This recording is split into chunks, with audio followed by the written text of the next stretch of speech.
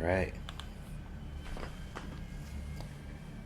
Thank you for coming to another Red Solstice video. In this video I'm going to be talking about builds and the things I think you should use when you're going to go into battle, and why it's not a good idea to have 4 medics or 4 heavies in your match. So let's go ahead and get started.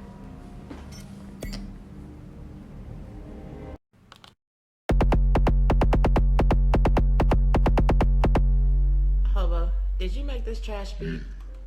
Yes, sir. Let's go.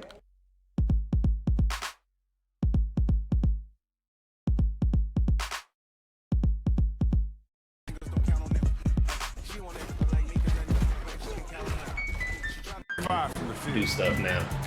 Now the best of Bryant. You have a favorable matchup inside, just keep pounding it in there.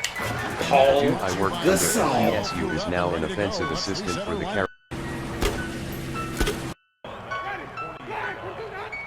Isabel and Brown working them on the outside. Oh shoot! Whoa, what the hell? Look out for that homeless guy! Open the door, open the door, open the door! There isn't time! Just run! Get out here and help me! They say you shouldn't do that! Just run! Good move upfield. Brown splits special teamers, and now Brown is off to the races. Hurdles, kicks a man, and a flag is thrown. They're going to get Brown for that hurdle right to the face of Lang. I'm gonna go ahead and load into the game here. Alright, so from your main window here, you can see a couple things in the corner. Here are like your resources in this top left. You got your supplies. You're gonna need those depending on what you're trying to build. You got your deployment. That's how many like people you can send out. Each mission, as you can see, basically has its own kind of stats about its deployment, what you get from it, your infection level, kind of what you need, how much time you use. And next you got your specialists. Those are used when you're trying to define basically who's going down to the planet, or sometimes you have to use specialists for upgrading folks. So here you go. This is like my main person. As you can see, you have a couple bots, and then down here you can see all their basically stats, who's on your team. So let's start with my person. You can see here I'm using a heavy. It's got a big gun, looks nice. If you click over here, you can see the different ones you got. You got assault, you got medic, you got heavy, you got demolition. You mainly start with assault and medic when you first start the game. So that's what you're gonna start with. And then as you upgrade resources in your technologies, you'll get opportunities to unlock the elements. So check out the guns here. You can basically mix and match whatever guns you want to use, as long as you have the proper resources to attach them to them. So as you can see, there's quite a few options here. Look at secondary. Secondary is kind of like your heavy, your backup off me, or the I'm in trouble guns. As you can see, there's quite a few. Also, colors are unlocked by ranking up. So unfortunately, you don't just start and can't just put on whatever color you want, but as you rank up the character, you unlock a lot more. And then you get started with your actual build. So you start up here at your defense. You only have a certain amount of slots you can pick, so you can only put so many different things in each spot. This is also controlled by your energy, but check this out. Like, we got the deterrent here. You have this that shoots with you. It's going to give you some backup. It's one of the reasons I like the heavy. You don't have to personally shoot at everything. And then there's a couple other things here. So if you look, you have certain power cores, and that's what helps give you the power you need to continue to shoot, continue to do activities. Because once you run out of power, you basically shut down. Alright, so let's check this out. Here's the offense. So you got a couple different stats here. Now these things that are selected, as you can tell, also are at the bottom. And the reason that is you basically have 4 abilities on each character. These are the 4 abilities I particularly chose, and this last one here is also a passive ability. Those are also nice because they're going to consistently work. You don't have to turn them on and off. It's just once you activate it, it's good to go. This turn is something that has to be activated and turned off, or it uses up your energy. And this dash is something I don't have selected, but it allows you to run faster. And as you can see, I could put more power cores in that, but as I stated before, you only have a certain amount of slots. Alright, so let's check out this is defense. It's kind of more of the same stuff. And up here, you got your soldiers, you got your layout, and you got your overview. So now let's look at one of the bots.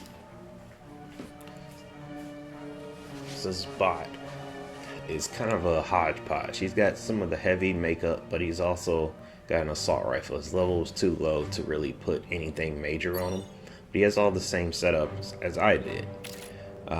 With the one thing being different is because level is lower, he doesn't have access to everything I had access to. So you got power core, life support, plating. And then you gotta decide kind of what you want to put on them. I'd like to basically do anything that makes them more durable, because unlike us and you, they seem to have unlimited ammo. So, you know, maybe that's not true, but I'm pretty early into the game, so best I can tell, unlimited ammo. So it's more important to make sure they're good as far as being able to survive hits, because if you get dropped, a lot of times they're going to stand around you, and as the swarm comes in, I mean, they're going to do what they can, but they're going to struggle. Here goes some support items. As you can see, there's quite a few more.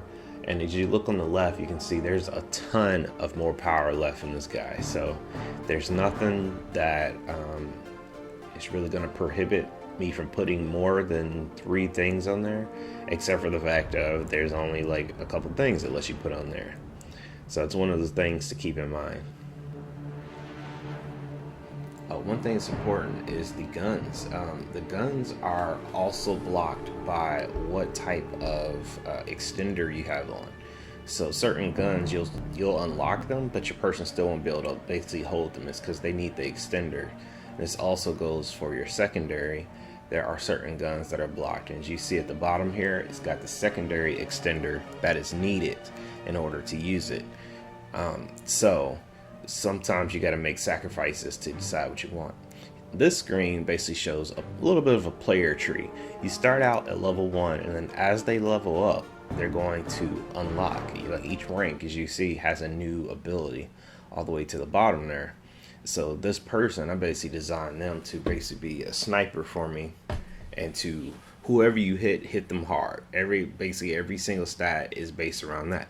But you can do your person however you want. You want them to heal more, you want them to blow up more stuff, you want them to recon. I don't have recon just yet, but I know that's in the game, where they will go and get ammo for you. Sometimes getting ammo can be a little rough, especially when you're online. If you're not paying attention, if you're just looking at the swarm, sometimes you have to make a sacrifice and run into. If you look up, as you can see here, there are a lot of hearts on the side. And basically each person has a certain amount of times they can get dropped in a game, or I should say in general. If they die more than this, they essentially die and they're gone, and you have to make a new person. You have to start over. I don't know if this applies to your main person, but I believe it does. You have to maintain and balance the amount of times a person falls to their death in a game. This also includes going into new missions, because if this person only has 1 heart left, you have to keep that in mind. If this person gets dropped, they are gone. As you can see on here, there is some healing to this. So if you rest or advance time enough, they'll heal, and then you can essentially start over with them. This is going to cause some weird situations where maybe instead of going out with 4 people, you go out with 3 people because your 4th person is just too hurt. But then the game doesn't scale down because of that.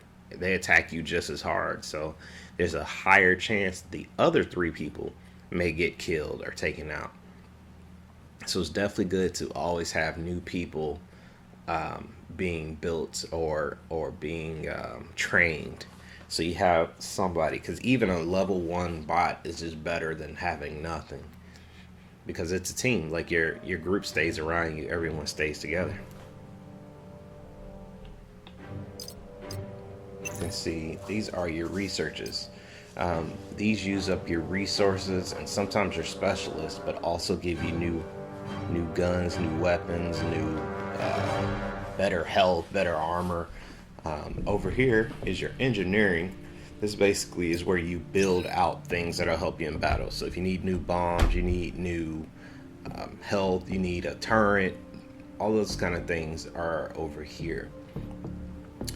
As you can see, each thing has its own set of components that are required to build it.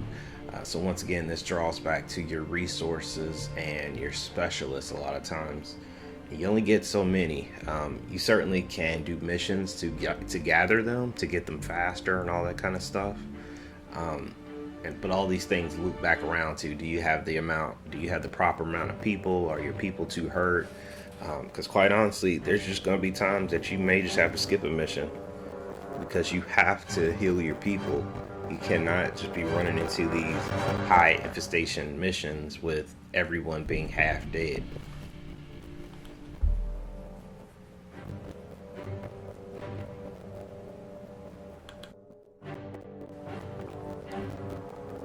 So yeah, here's a good example of something where I don't have enough supplies. You see, so they put it in red. So down here at the bottom is what I was talking about earlier.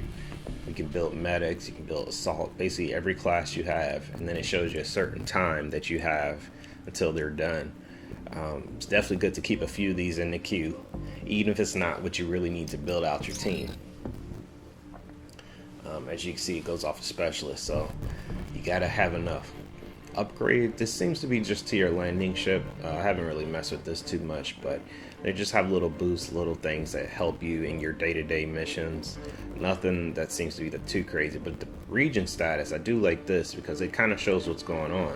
It shows you your intel level in a particular place and the infestation level. And at the end of the day, that's kind of the whole key to the game. If infestation gets too high, you're going to lose the game. Especially early on, because it's hard to fight it.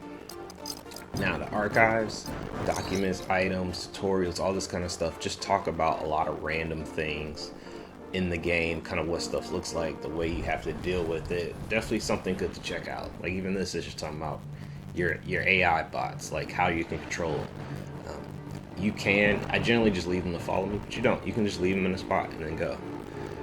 Let's see, what else we got in here? The bestiary.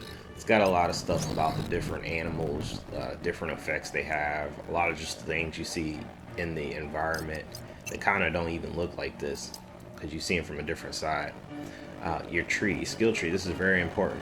As you level up, you get points. Here's the XP needed to get more points. These things all go up. So, 1, 2, 3, 5, whatever. It's important to know these is per level. It's 1 plus 2 plus 5, it's like that. It's not just 5 points and you skip to level 3. These definitely improve your stats and how strong you are. The overall stats. Let's see here. And the final thing I wanted to show you guys is the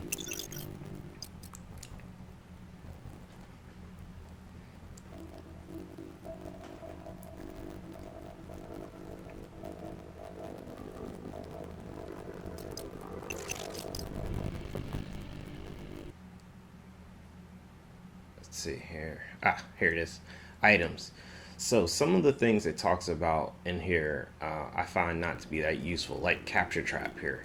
It talks about freezing them and using them and things like that, but in my experience, that's not exactly how it happened. So I made and bought capture traps before and couldn't quite figure them out. So in my next video, I'm gonna talk about that a little bit, how to utilize it. So it's about time for you guys to start your Red Solstice journey.